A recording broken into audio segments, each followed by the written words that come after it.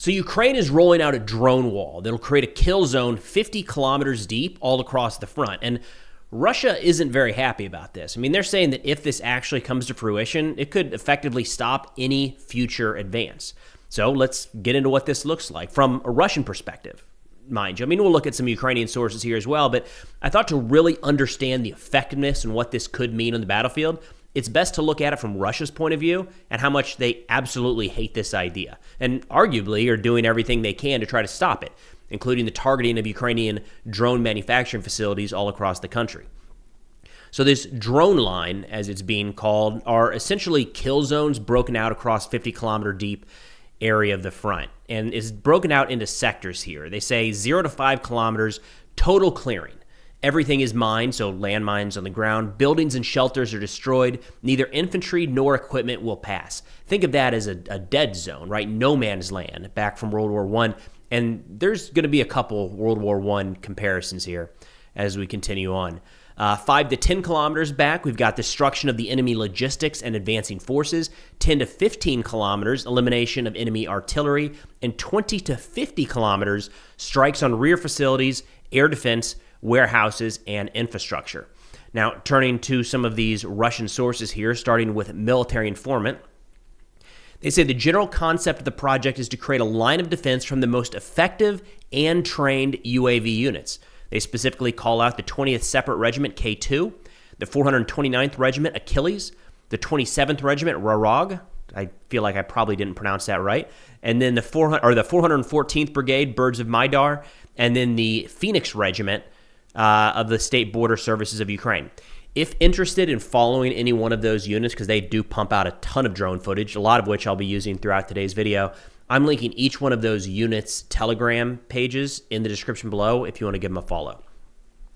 Again, military informant here says the above-mentioned units began to expand and received additional funds from the state budget. The provision of ammunition, staffing of people also changed. The units received priority out-of-turn access to centers and piloting schools. He says it's planned over time that each unit involved in the project, as well as the core of the Armed Forces of Ukraine and the National Guard being formed, will operate strictly on a designated and stable section of the front.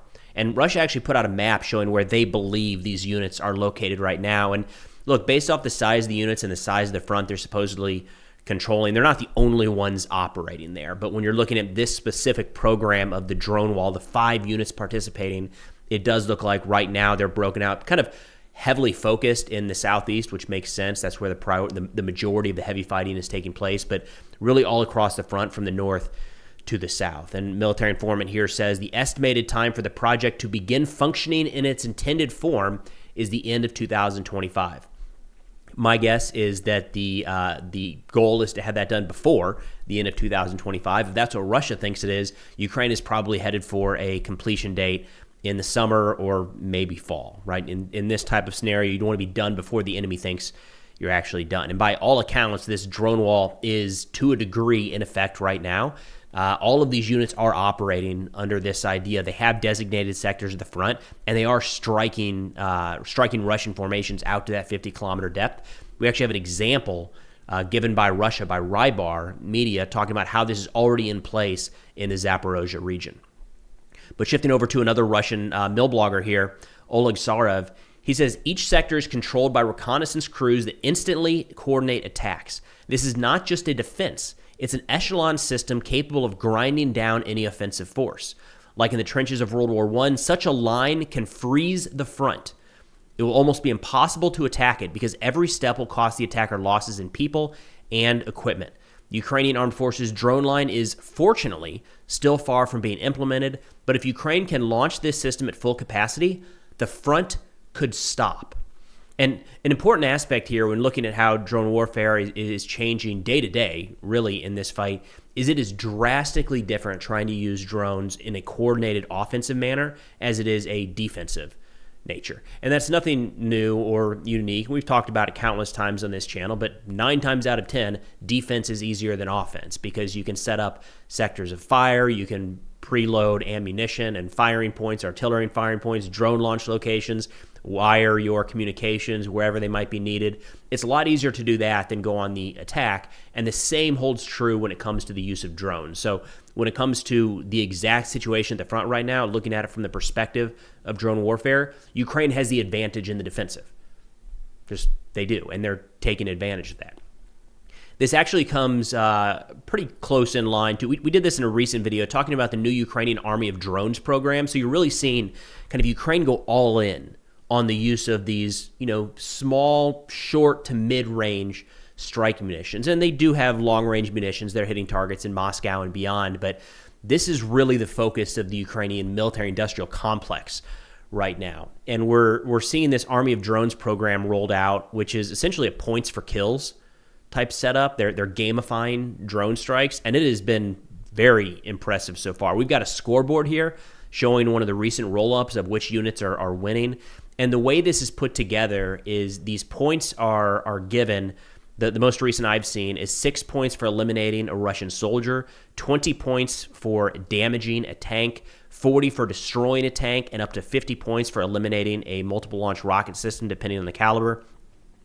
And the way this comes together is those points are then used in something called the Brave One market, which is actually publicly available. You can look at it and see the different equipment that the unit can buy based off of those points. And the reason this has really worked well for Ukraine at this point is, first off, any one of these strikes has to be confirmed with video footage.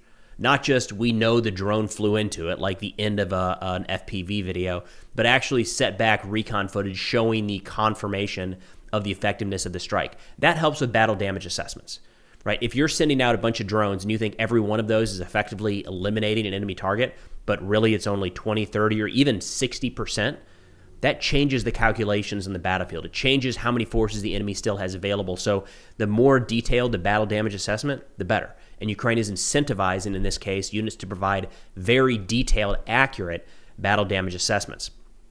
This also creates competition among different units. You saw the scoreboard a second ago. Units want to come out on top. They're bragging about how well they're doing. It also drives the priority for certain targets. We saw that Ukraine shifted the number from 3 to 6 points for killing an enemy soldier. And according to some sources in Ukraine, that more than doubled the number of eliminated Russian infantry in the course of a month. So they can identify what needs to be taken out in certain sectors of the front, adjust the point allocation, and you see a rise in those numbers in pretty short order by Ukraine. This also allows the specific unit that is operating well and functioning effectively to acquire the equipment that they need. Some might need electronic warfare jammers. Others might need fiber optic drones. Some might need longer range strike munitions. This marketplace allows those units to go in and select exactly what they need to accomplish their set objectives in their specific location of the front. It's great in a lot of ways. And then lastly, within this Brave One marketplace, the units can actually, and the operators can provide feedback. So this isn't just top-down army saying this is what you will use no matter what. This is the one type of FPV drone or the one type of quadcopter you can use. There's a bunch of different variations being manufactured inside of Ukraine right now, and the operators are able to provide feedback and leave reviews to say, the pros and cons of these different drone and UAV type systems. So nonetheless, that whole Army of Drones program is rolling out about the same time as this drone wall, kind of give you an idea that this is really where Ukraine is putting a lot of their focus right now, and understandably so. Now, shifting over to Rybar Media here, they talk about an example where these drone lines are already in effect down in Zaporozhye. They say a good example of the potential appearance of the drone line to create a line of defense from the most trained drone units is the situation in the Zaporozhye region. The Ukrainian armed forces are not advancing there, and if they try, they are unsuccessful and suffer heavy losses. But FPV drones fly almost across the entire width of the front. In the last 2 months, the quantitative indicators have also increased, as has the depth of strikes. The targets are classic vehicles in forward positions. Their activity has increased especially since mid-January, when drones began to be detected quite far from the front line. If you look at a map, you can see that drones are increasingly flying at a depth of up to 30 kilometers, which indicates an increase in their tactical and technical characteristics, which allow them to strike at a greater distance. It is for this region that the so-called Ukraine is now engaged in restructuring the armed forces, focusing on the modernization of unmanned troops, since they are almost the main striking force of the Ukrainian armed forces at the moment. They are using drones instead of manpower. And what are we seeing with Russia? They're focusing on manpower, not necessarily over drones, but the focus there is the advantage they have in raw numbers of personnel. Rybar says the Ukrainian armed forces used drones to compensate for the lack of artillery ammunition, which is now harder to find. I would really like to see a similar development of this area on our side. Since the enemy is developing and in the position of catching up, you will always be second. It's always a good thing in any conflict when the adversary is talking about a program that you have and says, God, I wish we'd do that. We cannot lag very far in this one for very long. So that tends to suggest that this drone wall program, as limited as it is right now, and while it's still in the process of being fully rolled out, has Russia concerned, and it's understandable when looking at how effective this has been to date. I do think it's notable that they say that this increase, kind of this shift to this, in Zaporozhye especially, 30-kilometer front of drone targets, really picked up in mid-January, and I wonder if that has to do, again, they say compensating for the lack of Ukrainian artillery. I wonder how well that aligns with the situation here in the United States with the Trump administration coming in and Ukraine maybe thinking that, you know, mass shipments of artillery shells and conventional munitions might not be as forthcoming in the future as they have been in the past. So they've needed to shift to something that is more domestically manufactured, domestically sourced, and they can produce in quantities like these drones. And we got a little bit of footage here we'll show throughout today's video showing the manufacture of some of these weapon systems. It's really impressive what Ukraine has done on this front. It's not just the tactics of the drones, but also how they're being manufactured, the different types. Are they coming with wires? Are they coming with extenders? Are they coming with repeaters? Additional batteries to strike at certain distances. At this point, I think it's safe to say Ukraine is by far and away the leader in drone warfare. Russia is not far behind, but they are taking a look at this from much more of a conventional thought process like we would see here in the United States. So a lot of top-down driven. You're seeing military-grade drones like the Shahed long-range strike munitions and the Lancet loiter munition, which are effective and incredibly lethal, no doubt, but also a lot slower to produce and a lot more expensive than a lot of the things Ukraine is churning out left and right. But shifting back over here to Rybar, they say you can laugh about the state of the Ukrainian troops and the difficult situation at the front, but the unmanned sphere is something that Ukraine has developed and continues to develop with Western assistance. Drones have replaced the Ukrainian armed forces' artillery and missiles, as well as ships at sea. I mean, we've talked about that in recent days. The Ukraine has effectively shut down the Black Sea Fleet, and they've done so with drones. They've done so without a navy. I mean, they've just recently shot down Russian helicopters and fixed-wing aircraft from drones, right? They said the production of the simplest FPV drones by the Ukrainian military-industrial complex has reached enormous values. Every day, deliveries are made in batches, from 1 to several thousand UAVs to different units at the front, which has allowed the Ukrainian armed forces to compensate for the shortage of artillery and missiles. The regiments and brigades specified for this project are the most hyped units that have existed for a long time and receive priority manning. The point of the publication is that you shouldn't underestimate the enemy because he doesn't stand still. So far, this line includes 5 formations, and then their number will increase, which will threaten our immediate rear on the front line. Again, time and time again, we're seeing a lot of Russian reporters and mill bloggers complain about this, say, we got to get this war over with before this drone wall comes into practice across the front because we're not going to be able to move forward. Laugh at Ukraine all you want and talk about how they don't have the right tanks and the right artillery or they're lacking manpower or don't have an air force compared to Russia, or at least in the quantities that Russia has. But they are innovating in ways that are allowing them to stay in the fight. And according to multiple Russian sources, if this drone wall is actually put up and in effect, branches beyond the 5 units now, which it seems like by all accounts it would, those 5 are getting the priority pilots, they're getting the priority training, they're getting the priority equipment right now, but 5 will become 7, 7 will become 10, 10 will become 15, and next thing you know, that map showing the 5 units of this drone wall across the front could well be 30, 40, 50. Imagine if all of the priorities in Ukraine are shifted into this type of program over other things, and you can quickly see the impact this would have all across the front. In the words of these Russian mill bloggers, it would freeze the front line.